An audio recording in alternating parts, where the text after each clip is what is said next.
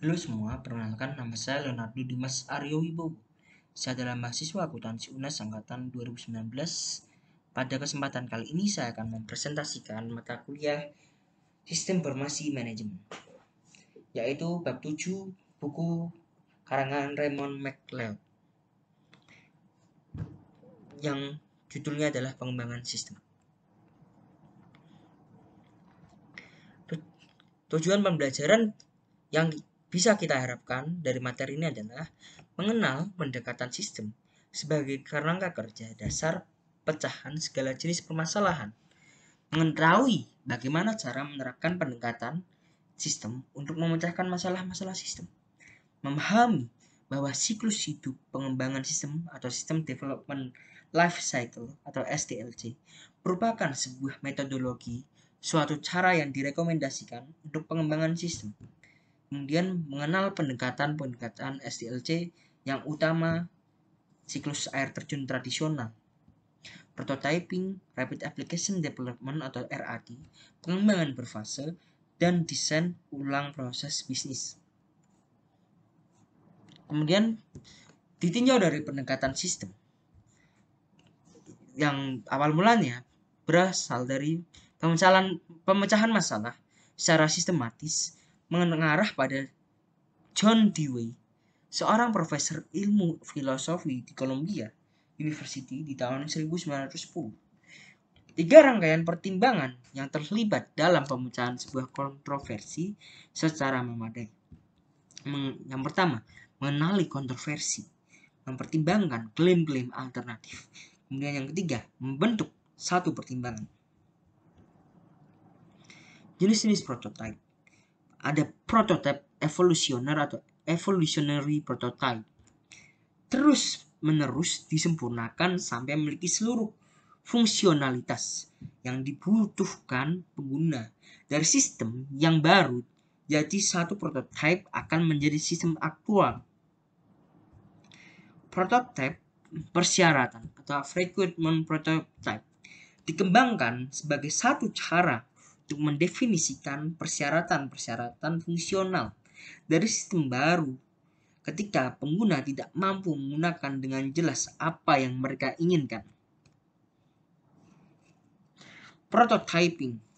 Prototype adalah satu versi dari sebuah sistem potensial yang memberikan ide bagi para pengembang dan calon pengguna bagaimana sistem akan berfungsi dalam bentuk yang telah selesai. Proses prototype ini disebut prototyping. Pengembangan prototype evolusioner. Ada 3 langkah dalam pembuatan suatu prototype evolusioner. Yang pertama, mengidentifikasikan kebutuhan pengguna. Pengembang mewawancarai pengguna untuk mendapatkan ide mengenai apa yang diminta dari sistem. Yang kedua, membuat suatu prototype. Pengembang mempergunakan satu alat prototyping atau lebih untuk membuat prototype. Dan yang ketiga, menentukan apakah prototype dapat diterima. Artinya, pengembangan mendemonstrasikan prototype kepada para pengguna untuk mengetahui apakah telah memberikan hasil yang memuaskan. Pengembangan prototype persyaratan. Langkah-langkah yang terlibat dalam pembuatan sebuah prototype persyaratan. Yang pertama, membuat kode sistem yang baru. Pengembangan menggunakan prototype sebagai dasar untuk pengkodean sistem baru. Menguji sistem baru, pengembangan menguji sistem. Menentukan apakah sistem yang baru dapat diterima. Penggunaan memberitahukan kepada pengembang apakah sistem dapat diterima. Membuat sistem baru menjadi sistem produksi. Daya tarik prototyping. Membaiknya komunikasi antara pengembang dan pengguna. Pengembang dapat melakukan pekerjaan yang lebih baik dalam menentukan kebutuhan pengguna. Pengguna memainkan peran yang lebih aktif dalam pengembangan sistem. Pengembang dan pengguna menghabiskan waktu dan usaha yang lebih sedikit dalam pengembangan sistem. Implementasikan menjadi jauh lebih mudah. Terasa pengguna tahu Apa yang diharapkan? Potensi kesulitan dari prototyping. Yang pertama, terburu-buru dalam menyerahkan prototipe dapat menyebabkan diambilnya jalan pintas dalam definisi masalah, evaluasi alternatif, dan dokumentasi. Dalam jalan pintas ini akan menciptakan usaha-usaha yang cepat dan kotor.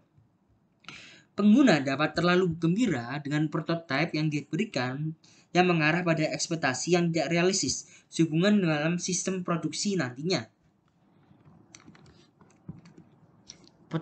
Kemudian yang ketiga adalah prototype evolutioner bisa jadi tidak terlalu efisien. Yang keempat, antarmuka komputer manusia yang diberikan oleh beberapa alat prototyping tertentu kemungkinan tidak mencerminkan teknik desain yang baik. Tropotyping. Pengembangan aplikasi lebih cepat, yaitu satu metodologi yang memiliki tujuan yang sama dengan prototyping, yaitu memberikan respon yang cepat atas kebutuhan pengguna. Namun dengan lingkup yang lebih luas adalah RAD, atau istilah lainnya Rapid Application Development, atau pengembangan aplikasi cepat. Diperkenalkan oleh konsultan komputer dan penulis yaitu James Martin. RAD adalah kumpulan strategi, metodologi, dan alat terintegrasi yang terdapat di dalam satu kerangka kerja yang disebut rekayasa informasi. Kemudian rekayasa informasi adalah atau Information Engineering atau IE adalah nama yang diberikan Martin kepada keseluruhan pendekatan pengembangan sistemnya yang ia perlukan sebagai suatu aktivitas perusahaan secara menyeluruh. Unsur-unsur penting RAD. Yang pertama ada manajemen, khususnya manajemen puncak. Hendaknya menjadi penguji coba atau experimenter yang suka melakukan hal-hal dengan cara yang baru atau suka beradaptasi dengan hal-hal yang baru atau early adapter. Kemudian yang kedua ada orang. Daripada hanya memanfaatkan satu tim untuk melakukan seluruh aktivitas SDLC, RAD menyadari adanya efisiensi yang dapat dicapai melalui penggunaan tim-tim khusus. Ketiga ada metodologi. Metodologi dasar RAD adalah siklus hidup RAD. Yang keempat adalah alat-alat. Alat-alat RAD terutama terdiri atas bahasa-bahasa generasi keempat dan alat-alat rekayasa peranti lunak dengan bantuan komputer atau Computer Aided Software Engineering atau CASE yang memfasilitas prototyping dan penciptaan kode. Pengembangan berfase. Satu metodologi pengembangan sistem yang dewasa ini digunakan oleh banyak perusahaan adalah kombinasi dari SDLC tradisional, prototyping, dan RAD dengan mengambil fitur-fitur yang terbaik dari masing-masing metodologi. Tahap-tahap pengembangan berfase. Investigasi awal, menganalisis dengan tujuan untuk mempelajari tentang organisasi dengan masalah sistemnya, mendefinisikan tujuan, hambatan, risiko, dan ruang lingkup sistem baru. Pemodelan proses. Pemodelan proses pertama kali dilakukan dengan menggunakan diagram alur atau flow chart. Diagram ini mengilustrasikan aliran data melalui sistem dan program. International Organization for Standardization atau ISO menciptakan standar untuk bentuk-bentuk simbol flowchart, memastikan penggunanya di seluruh dunia.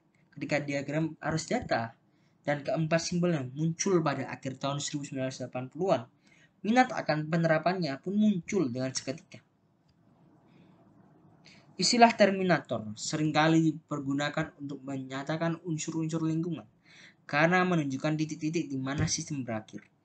Suatu terminator dapat berupa orang seperti seorang manajer yang menerima laporan dari sistem, organisasi seperti departemen lain dalam perusahaan atau orang lain, sistem lain yang memiliki antarmuka dengan sistem. Proses. Sebagaimana kita tahu, proses adalah hasil antara hasil yang mengubah antara proses input menjadi sebuah output. Proses dapat digambarkan dengan sebuah lingkaran, sebuah persegi panjang horizontal atau sebuah persegi panjang tegak bersudut melingkar. Kemudian masing-masing simbol proses diidentifikasikan dengan sebuah label. Arus data. Arus data terdiri atas kumpulan unsur-unsur data yang berhubungan secara logis, mulai dari suatu unsur data tunggal hingga satu file atau lebih, yang bergerak dari satu titik atau proses ke titik atau proses yang lain. Simbol panah digunakan untuk menggambarkan arus ini dan dapat digambarkan dengan menggunakan garis lurus maupun melingkar. Kemudian penyimpanan data. Ketika kita perlu menyimpan data karena satu alasan tertentu, maka kita akan menggunakan penyimpanan data dalam terminologi DFD. Penyimpanan data adalah suatu gudang data. DFD pada figur 7.12 mengilustrasikan sebuah sistem yang dapat dipergunakan oleh perusahaan untuk menghitung komisi bagi para agen penjualannya. Di sini, terminator digambarkan dengan kotak proses dengan kotak tegak bersudut tumpul, arus data dengan garis lurus, dan penyimpanan data dengan kotak berujung terbuka. Seperti ini gambar diagram DFD. Ada pelanggan membuka surat, ini kan pesanan penjualan, kemudian memasukkan data pesanan penjualan, kemudian data pesanan penjualan telah dimasukkan, kemudian disortir sesuai dengan pesanan, kemudian menghitung penjualan komisi, lalu dilaporkan kepada manajer. Kemudian pelanggan mengirimkan surat sistem komisi penjualan dan laporan komisi penjualan kepada manajer penjualan. Sistem memverifikasi kata sandi atau manual entry. Operasi entry data memasukkan data pesanan penjualan ke dalam stasiun kerja. Data pesanan meliputi nomor pelanggan, nomor barang, jumlah barang. Kemudian program entry pesanan mengakses file induk untuk memverifikasi keakuratan seperti nomor pelanggan, nomor barang. Ketika nomor tidak dapat diverifikasi dengan benar, program akan menampilkan suatu pesan kesalahan dan minta operator memasukkan ulang informasi. Kapan menggunakan diagram arus data dan kasus penggunaan? Diagram arus data dan kasus penggunaan seringkali disebut selama tahap-tahap investigasi awal dan analisis dari metodologi pengembangan berfase. DFD mengilustrasikan suatu tinjauan atas pemrosesan dan kasus penggunaan memberikan detailnya. Biasanya dibutuhkan beberapa kasus penggunaan untuk mendukung satu diagram angka 0. Steering Committee SIM menjalankan 3 fungsi utama. Menciptakan kebijakan yang memastikan dukungan komputer untuk mencapai sasaran strategis perusahaan. Kemudian yang 2, melakukan pengendalian fiskal dengan bertindak sebagai yang berwenang dalam memberikan persetujuan untuk seluruh permintaan akan pendanaan yang berhubungan dengan komputer. Kemudian selanjutnya menyelesaikan perselisihan yang terjadi sehubungan dengan prioritas penggunaan komputer. Kepemimpinan proyek. Steering Committee SIM jarang ikut terlibat langsung dengan detail pekerjaan. Tanggung jawab jatuh ke tangan tim proyek. Tim proyek meliputi semua orang yang ikut berpartisipasi dalam pengembangan sistem informasi. Satu tim dapat memiliki anggota hingga selusin yang terdiri atas gabungan beberapa orang pengguna spesialis informasi dan mungkin auditor internal. Auditor akan memastikan bahwa desain sistem telah memenuhi beberapa persyaratan tertentu, dilihat dari segi keakuratan, pengendalian, keamanan, dan auditabilitas. Input pengestimasian biaya. Sebuah work breakdown structure atau WBS mengidentifikasikan aktivitas-aktivitas proyek yang akan membutuhkan sumber daya, kebutuhan sumber daya atau resource requirement, mencantumkan sumber daya tertentu yang akan dibutuhkan dan beberapa jumlahnya. Tarif sumber daya atau resource rates adalah biaya yang per unit untuk setiap jenis sumber daya. Estimasi durasi aktivitas, activity duration estimates, menyebutkan periode pekerjaan yang dibutuhkan untuk menyelesaikan aktivitas. Informasi historis atau historical information terdiri atas file-file data proyek masa lalu. Basis data pengestimasian biaya komersial dan pengetahuan tim proyek. Alat-alat teknik estimasi biaya.